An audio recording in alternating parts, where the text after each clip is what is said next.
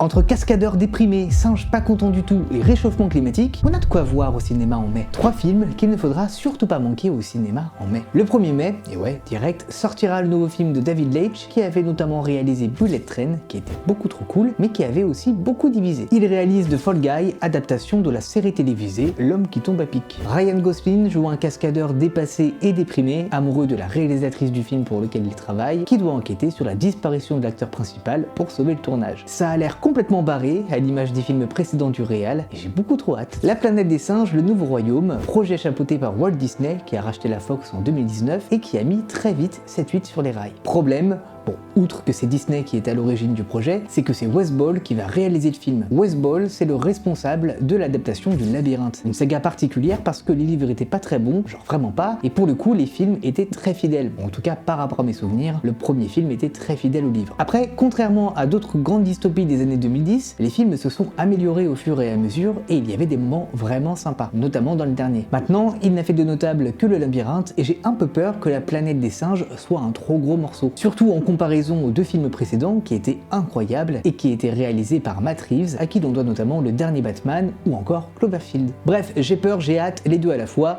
et ça sort en salle le 8 mai. Et le dernier film que j'ai hâte de découvrir en mai, c'est un petit truc en plus de et avec Artus. Je déconne. Bien sûr, l'attente principale de beaucoup d'entre vous, c'est certainement Furiosa, à la fois préquel et spin-off de Mad Max Fury Road. Mais j'ai un problème, c'est que j'ai pas vu les autres. Enfin, j'ai vu que le premier Mad Max. Ouais, je sais, c'est grave. Donc, j'ai hâte de découvrir les autres, puis d'aller voir Furiosa au cinéma. Le film sort le 22 mai au cinéma. Et toi, c'est quoi tes plus grosses attentes au cinéma ce mois-ci? Abonne-toi!